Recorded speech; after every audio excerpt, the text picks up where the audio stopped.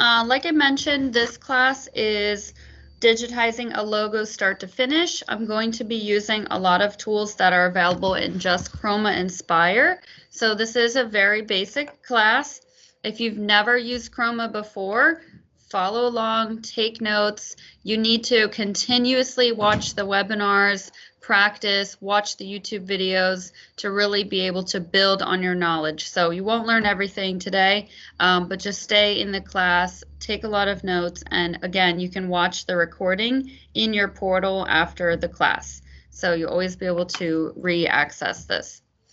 Okay, so today we're going to digitize two different logos start to finish, and this is a class for beginner to intermediate.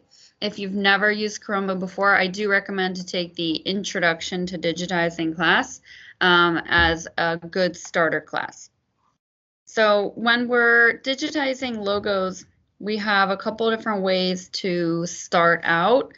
So most of the time we're going to be working with a JPEG or a PNG where we already have our logo created in an image format, and we just need to then create it into a digitized format that the machine can read. So we can go to File, Import, and we can import our image. So if it's a vector file, you're going to be importing artworks. If it's a JPEG or a PNG, that's going to be your bitmaps. So I could go to Import Bitmap, and I could select my logo, and it would then be placed onto the screen like so. Now you can see that the logo here, it is covering up my grid lines that I have in the back. If I wanted to bring this in a different way, I have the backdrop tool. So the backdrop tool is on the left hand side of the toolbar, and it looks like a little mountain with a moon. If I bring in a backdrop, it's going to be slightly different, and we're going to see that I have my grid lines still showing up. So the reason why I prefer the backdrop tools because I do have those grid lines. I don't see this big white background, and once I place that logo onto the screen, it's going to stay cemented onto the screen, and I'll be able to trace over it using my different stitch tools. So the one at the top, I can actually still move it around, so it might just get in my way. So I prefer to use the backdrop tool. So when we bring on our image, we can place it onto the screen. We can resize it as well. So I did resize it slightly. Let's say I need to further resize this image. I can click right onto that backdrop tool, and you can see you actually have some sizing boxes at the top. This is in millimeters. I can actually easily change it. So you really want to make sure you're digitizing for the actual size that you'll be stitching out. I don't want to digitize this at 20 inches wide and then try to stitch it out at 2 inches wide. So right now I'm at about 9 inches, and let's just say I'm going to shrink it down slightly and then go from there. So I can just shrink it by the black corners, or I can actually enter in the specific size here. And then once I click off onto any other tool, it will cement down to the screen, okay?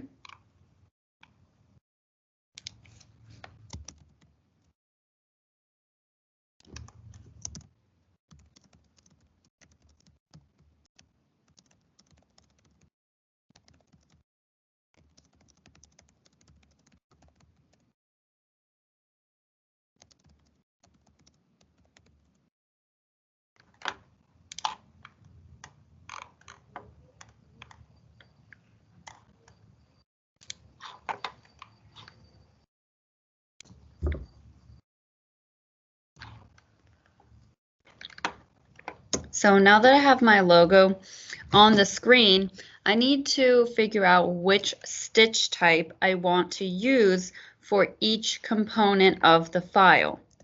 So in our introduction class and in our shaping and editing class, we do go through in-depth talking about our different stitch types. So if you have Chroma Inspire, you have 3 main stitch types. And if you have Chroma Plus or Luxe, you have a couple extras. So the 3 main stitch types that we have are going to be the run stitch, the satin stitch, and the complex fill. So the run stitch here is in green, the satin stitch is the pink, and the complex fill is the red. So these are our 3 main stitch types, and when you look at different embroidery designs, you're going to notice these 3 styles. So when we're manually digitizing, we need to determine what stitch type I want to use for what area of each of the logo. So if I look at this right off the bat, I'm going to say that the orange R should be a complex fill, this one here that's in red. And the lettering is going to be satin. So most of the time you do see letters that are in satin stitches. That makes most sense. They look nice and smooth. But of course we can still flip-flop, and I could make the R orange in a satin stitch, and I could make the letters in a complex fill, but generally you'll see it in the reverse way. The run stitch is a very simple thin line of stitches, so usually we're not using that to create the majority of the logo, but that would be used for maybe some small details. We can always use the run stitch on top of another stitch to provide a little bit of detail or additional style to a design. So we have our 3 different stitch types. So let's go about starting to digitize this. Now when we're digitizing, we are just tracing over our image using a different stitch type. So for the R here, I want to use my complex fill, and I can see my cursor here, a little plus sign. And what I'm going to do is I'm just going to start in one area and just click and trace around all of these outlines. The complex fill is very easy to use. You're just tracing the whole entire outline. So I'm just clicking. I can make as many or as little clicks as I need. Now, when I get to a curved area, we have some different ways of inputting a curve, and I'll show you that in just a moment, but I'm just going to keep clicking and make small points around that curve. When I get to the straight area, I can really pull the cursor all the way down, and then on the curve, again, I can click more times to get that curved line. When I'm tracing over it, when I'm laying down these points, I do recommend that you zoom in as much as possible. Of course, this image is a little bit pixelated, so I can see the lines are a little bit scratchy, but this zooming in will really help me to get close to the edge and make nice, clean, straight lines. So again, around this curve, I'm just clicking more times so that the lines can move around the curve. If you look at the screen now, my cursor is actually a little hand. And when I'm panning around the screen, so I'm activating my pan tool, and that's done by pressing down on your space bar. So now I can actually move around on the screen. So that's what I'm doing when I'm moving closer. And then of course you can use your mouse to zoom in and out so that you can get really close to the lines. So I'm just following all the way around. I can pan over, and again, this is a straight line, so I can just click all the way over here. I can go down to the corners, and so I don't need as many small blue points on those straight areas. When I get to the curve, I'm going to click a lot more so that the line can move around the curve. Going to a straight. And so I'm going to finish this off a little bit quickly because I want to show you guys some different ways of getting a curved line. And so we're going to go through how to get a nice curve, and then we'll see this shape finished off. Now with our complex fill, anytime we want to close the shape or finish it, so right now I'm at the top here, and I'm just going to connect the lines. I can just bring the line over, or you actually have a couple of shortcut keys.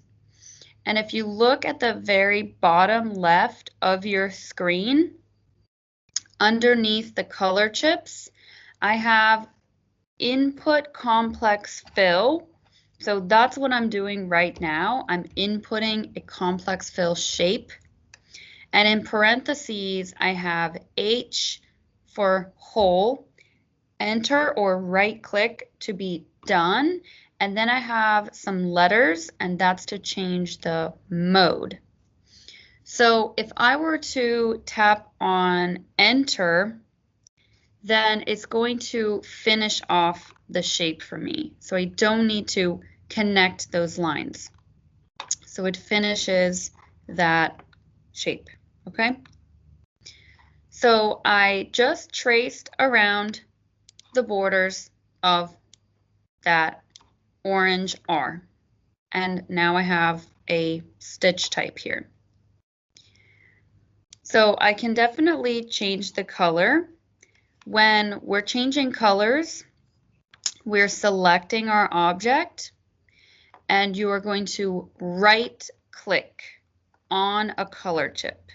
So you really need to have an external mouse to be able to digitize properly and effectively. So I highly recommend that you use a mouse and not a trackpad. You're just making it harder. So I have the object selected, and I'm going to right click on the orange color chip, okay?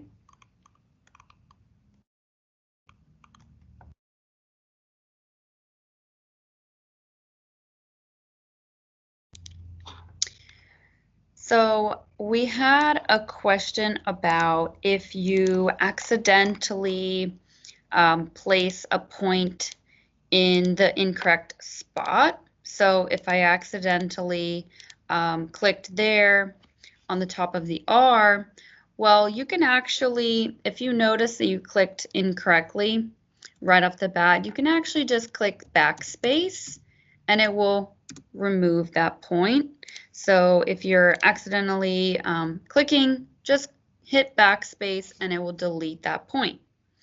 Now, if you are finishing off your shape, and so let's just say this is a finished shape, and you realize that you actually misclicked in one spot, we can actually still edit those outlines or those points. So if we want to edit that shape, I want to select it. So I want to have this highlighted using my select tool. And just below the select tool, we have the shape tool. So when I click on the shape tool, I see all of those blue points that I clicked onto the screen. So I can easily grab the blue point and just move it. So you have full editing capabilities, and we go through all of the full editing in one of the webinars called Shaping and Editing. So you have all of your points and you can certainly move them around. Now, I did mention that I wanted to show you guys an alternate way of getting in curved areas.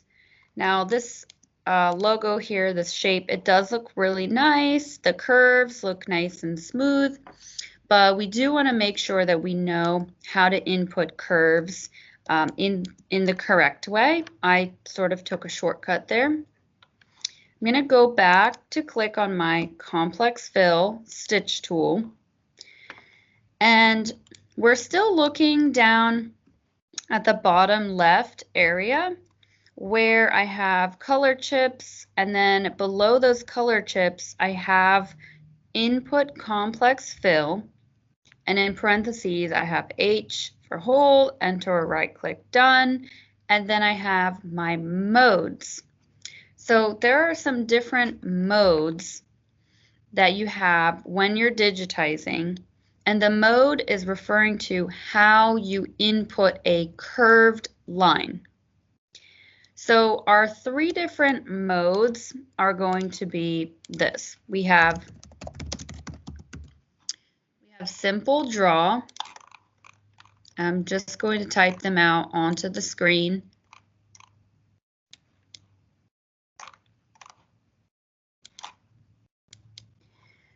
We have the Bezier, and we have freehand.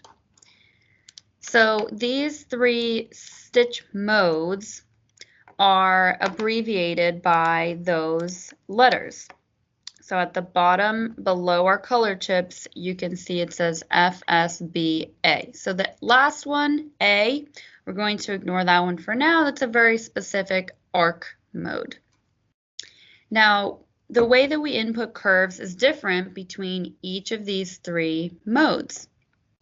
Simple draw is where you're going to click and then hold down on your control key to get a curve. Bezier is going to be a click and drag, and that's how you get your curves. And freehand is just where you will freely draw onto the screen. So the shortcuts that we have here are going to be activated by using our keyboard. So right now, next to my cursor, I see this little wave type of icon. I'm on the Bezier mode. If I click on my S, I'm on simple draw mode, and if I click on F, I'm on the freehand mode. So essentially you can input your curves by either holding down Control and getting a curved line. You can actually see that the blue points are circle and not square. That's showing me that that's a curve. Or you can either use, so that's the simple draw method where we're using the control key on our keyboard. If we were to use the Bezier input mode, so I'm going to tap on B on my keyboard, then I'm going to click and drag, and I can make a small curve as I click and drag. And again, you can see that those points are circular instead of square. So we can look at the difference. At the top here, I have square, square, and then they move into circles. So most of the time you are using either the simple draw, so if I tap on S,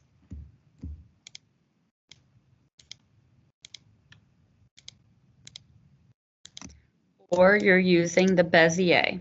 Tap on B, and now I can sort of click and just drag the line. And anytime I need a straight line, I'm just going to click straight. So I can switch back and forth between these modes just by using those shortcut keys on my keypad. The freehand mode is really just for very organic shapes, because you won't be able to get a nice straight line with the freehand mode. So I would really just get used to trying the simple draw and the Bezier mode, okay? And you can switch back and forth just by tapping on your keyboard. And then again, when we want to finish off a shape, we can just click on right click or enter and we'll finish it. Now, after I create my shape, we see that there's a line here on the edge. It's not looking very straight. So again, you can select the object and we can click onto our shape tool and we have the ability to reshape some of these lines. So if I wanted to zoom in here and really straighten out this line, I can actually move that line inwards. If there are some points that aren't quite straight, I can easily move these points. So I'm just panning around the screen, zooming in and adjusting these points. And anytime I want to see how I changed it, you can just right click and it will show you what you changed. So you don't have to be perfect the first time around. You can always make small adjustments to that shape to make sure that everything's nice and lined up. So again, I can zoom in here. I can move this point and just make sure that these curved areas look really nice.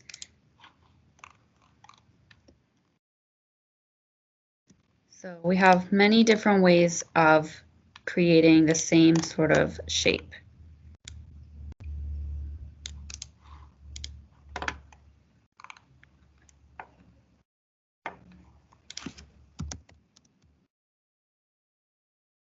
So today we're manually digitizing because it's really important to know how to manually digitize. The auto digitizer tool is there as a tool to help out, but if your image is pixelated or very complex, then the auto digitizer, it's not going to give you a perfect outcome, and you might have to do more editing to the file that will take longer than if you were just to manually digitize it. So it's very important to know how to manually digitize, how to lay down these shapes, because that's what you're going to need to know in order to create files properly. So the auto digitizer is just a helpful tool. It works best if you have vector files.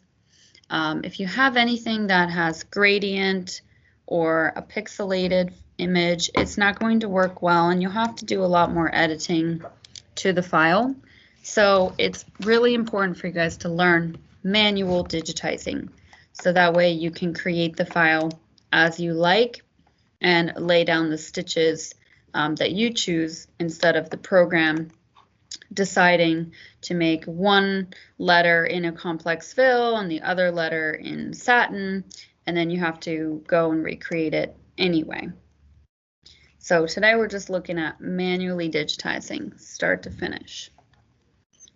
So I have these logos, so of course I just made two, but we can always change the color. Now let's say we wanted to make these letters, and we're going to switch the stitch type. So for the letters, as I mentioned earlier, most of the time you're going to see lettering in a satin stitch. So I'm going to click onto my classic satin stitch tool. This is a tool, so far we've only used tools that are available in all tiers of Chroma. So if you have Chroma Inspire, I'm only showing things that are available in Inspire right now. So later on, I can show a couple different things. So the classic satin, it works like this. I'll show you on the eye because the eye will be the easiest. With our satin, we need to lay down points on either side of our object. So if we're looking at this vertical column of the lowercase I I need to make sure that I click on the top left, then on the top right, and then I can drag this shape downwards.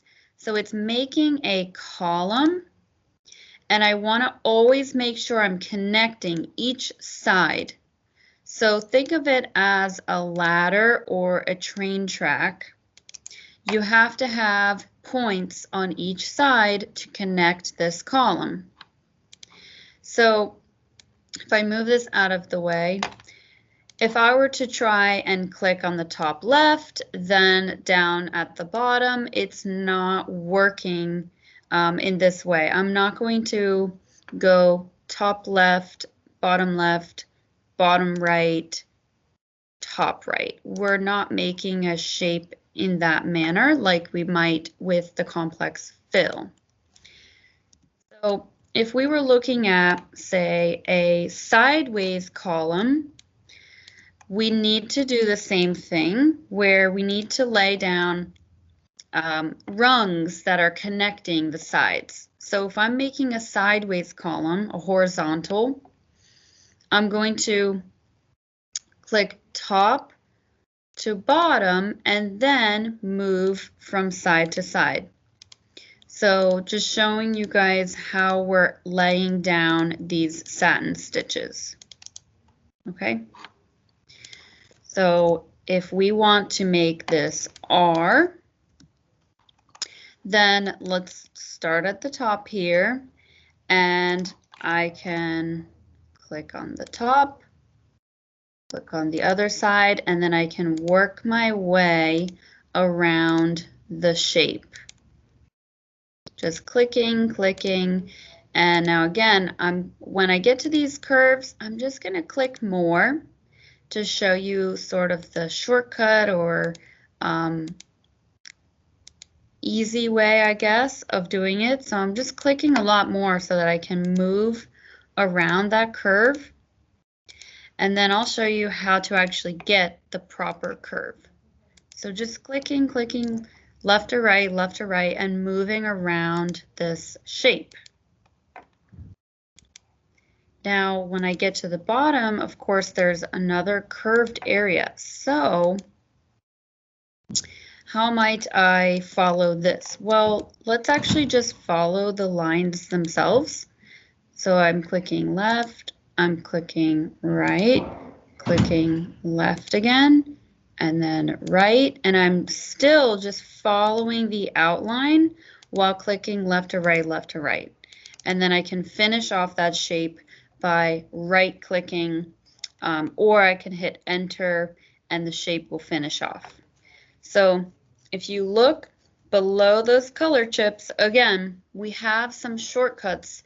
There are clues of how to finish these shapes off. So when I'm inputting a classic satin, if I just click on enter on the keyboard, it will finish that off.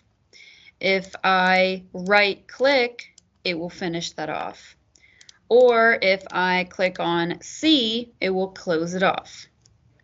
So use those options to your benefit. And again, we're just looking right below the color chips on the bottom left of my screen, where you see 1, 2, 3, 4, 5, 6, 7. Whenever you're on a stitch type, you'll see your options there. So I'm inputting a classic satin, and then I have in parentheses all of my options. If we look at this R, we have a nice shape, and we have the same options for editing, because I do see some areas that aren't perfectly even or straight. So I can select it, tap on my shape tool, and we do see a lot of these yellow lines. Those yellow lines are showing me the direction of the stitches. The yellow lines are essentially showing me where those rungs were of my, quote, ladder, right? So if I want to adjust the outlines of this letter, those yellow lines and the black dots are really in my way. All I have to do is right click on either a black dot or maybe the pink outline, and I can choose what I want to edit. So right now I just want to edit the outlines of this letter.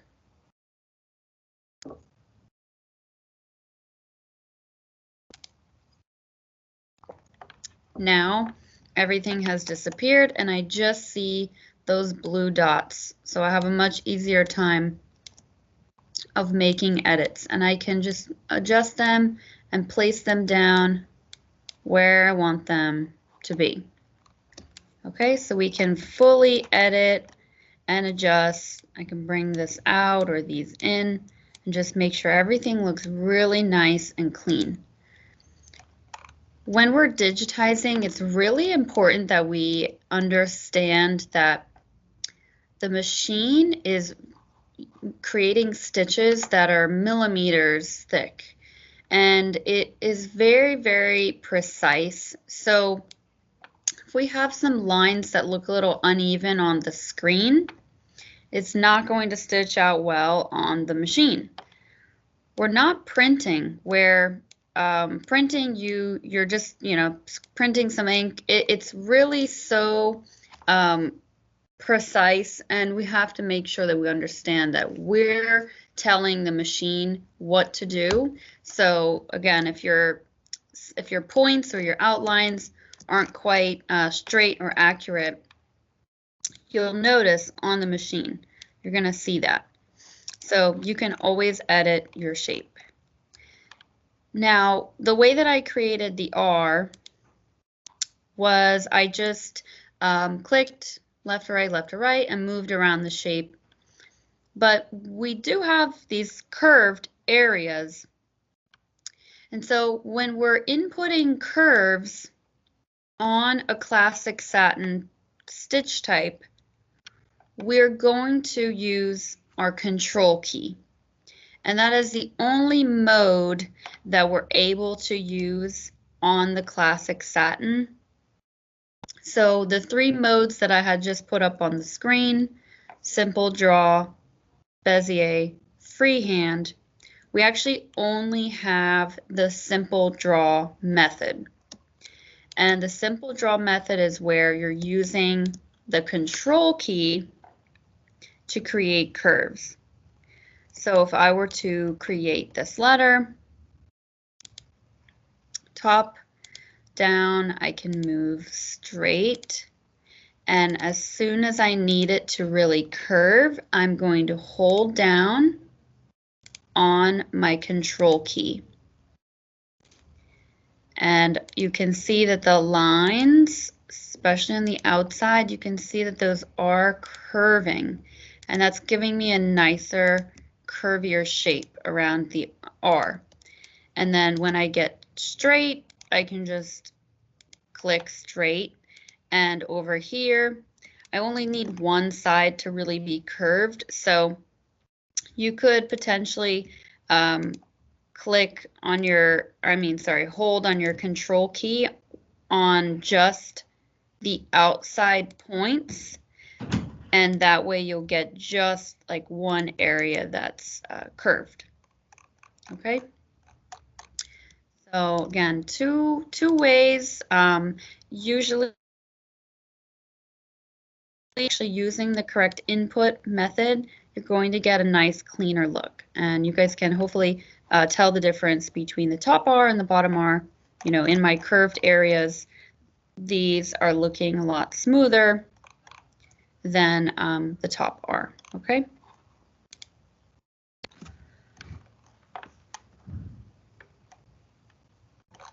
So if you guys have questions on these input modes or how I'm inputting these lines, definitely chat the questions in the chat box. And so we're going to continue and just create more of these letters. Now I'm going to skip a couple of these because I want to actually show you the M and the A. Because in these letters, we have branches. So if I'm trying to make this M, I can try to start from the bottom and move around it, but then I do need to end my shape at some point or do what is called create a branch. So the C, the I can just move from, one end to the other end. Even with the O, I can start in the top middle and move my way around and finish it off. But the M, what I would need to do on this one is I need to create a branch. So what we would normally do is, okay, I'm going to start here and I'm going to move around the letter and kind of make the letter, and I'm just doing it very sloppily right now. And then I need to make the other area. But if I make the other area, we're going to have a letter that, and again, I'm doing this in a sloppy method, but where we have one area is kind of overlapping the other, and this might look okay, but ultimately we want it reversed. So sometimes you have to think about the reverse way, and so the way I'm going to create this M is I'm looking at it in half. So I'm looking at it about, so the blue line, I have the left or the right half of the M, and then I have the left half of the M. I can start on the right arc of the M, and just starting here on sort of a diagonal, holding down that control key to be able to get those nice curves.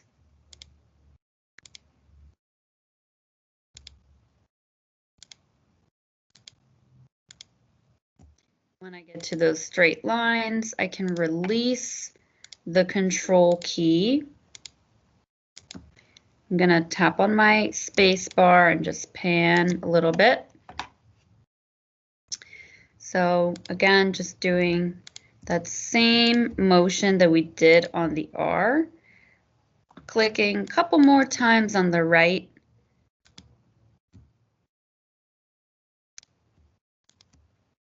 And always need a final click. Now, before I click off to finish this shape, if you look at the bottom below those color chips, I have those shortcuts, and you can see that it says Input Classic Satin, and the first shortcut is N to make a branch.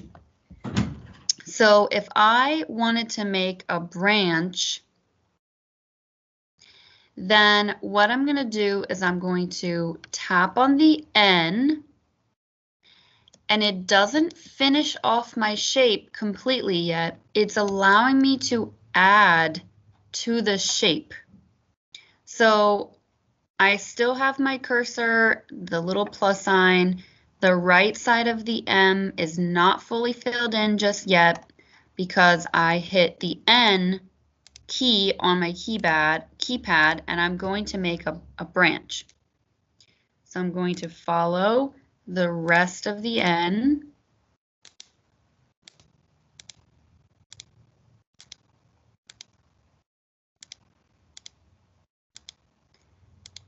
And I'm going to overlap it. So we're just kind of ignoring what I have there, overlapping and moving down. Oops. Moving down, and then I can go to the corner and I can either right click or enter to finish it off. And so what we have here is this M, the left side is sort of overlapping that right side, and that's going to look much cleaner. Now, one thing that we can see here is in the middle of the M, those stitches are running really diagonal. So if we click on that shape tool, we see those yellow lines. And those yellow lines are showing me the direction of my stitches. So I really want them to be nice and straight. And of course, in certain areas, they will have to eventually curve. So around those arcs of the M, of course, they are going to move direction. But in the lower regions where it's straight, I really want them to be nice and consistent. So I can always edit those a little bit. And now I'm going to have a much cleaner stitch out. And when I click on right click or enter or finish, we'll see the difference. So I'm going to right click and that looks much better. Okay. So the A could be made in one continuous motion if we start in the middle where I have these blue lines. If I start here and move around the curve, I could make it in one, like one full swoosh. Or sometimes you have an A that has more of like a tail, and you can make the circular area and then branch off the other. Okay, so those shortcut keys that I've been highlighting this whole time, those are very important to use, and they make it a lot easier to digitize. Okay, and these blue lines are just guidelines that we can drag down from our ruler at the top or at the side, and that can help me to keep everything nice and straight.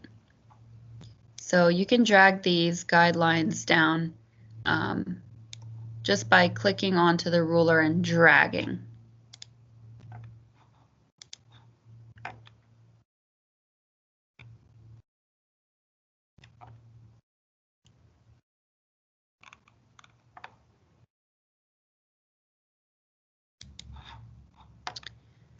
So do we have any questions about inputting the satin stitches and manually digitizing? We have about 10 minutes left, and I want to know what questions you guys have about what we did today. So the whole purpose of the class is to show you how you're bringing in your file, how you're determining what stitch type to use in what area, and also how you're inputting those lines. And so we can continue to create these letters. And again, if I accidentally click off in the wrong area, I can easily backspace and make sure I get it in the right spot. If I wanted to, say, work very quickly around a letter, I could work very quickly around and just make this letter kind of sloppy, and I can always edit afterwards. Now, I don't fully recommend to create everything super sloppy because then you'll have more editing. But just to show you an example of how easy it is to make edits, we're just clicking onto our shape tool, right-clicking, and we can choose what to edit. So editing the outlines, and now I can move these points around. And so I can make sure that they align nicely with the actual outline of the letter. The yellow lines, we can also make sure we adjust so that those stitches look nice and consistent. So once we are ready to save our file, we always need to save an original copy of the RDE file. So I want to make sure that I always go to File, Save As, and keep a copy in the Chroma RDE format. The RDE is what you are going to edit from. So always save the original RDE file. You then will go back to File, Save As, and you will save a DST for the machine. So you should always have two files, the original RDE file and the DST is just for the machine. If I want to print out my run sheet, we're always going to print the run sheet from the original RDE file, and we'll go to File, Print Preview, and that will show me my run sheet. So it shows me each section of the design. First, it will be the orange, then the black, and then I do have those other letters, so the red.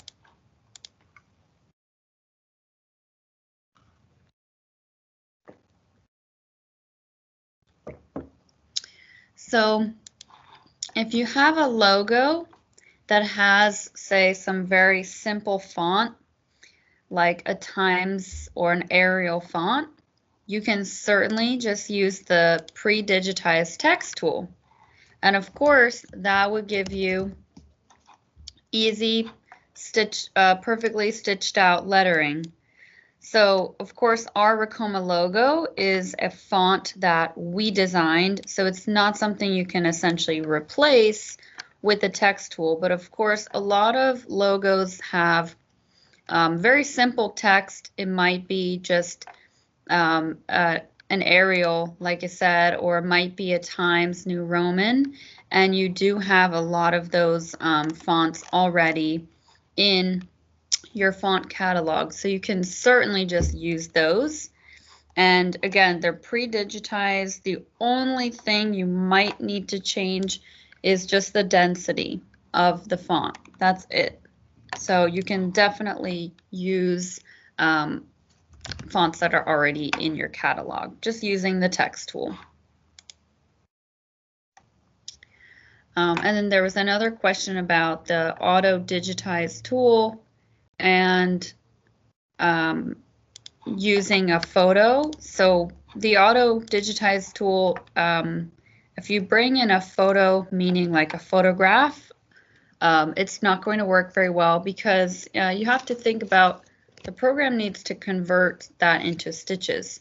So the auto digitizer tool is only going to be used and work well with files that are solid colors, high resolution, and don't have a lot of small fine lines.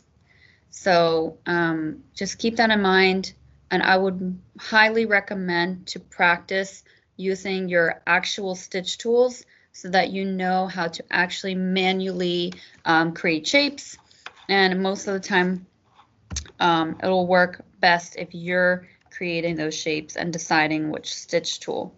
The auto digitizer is just like a helpful tool that you can use, and it works great with vector files.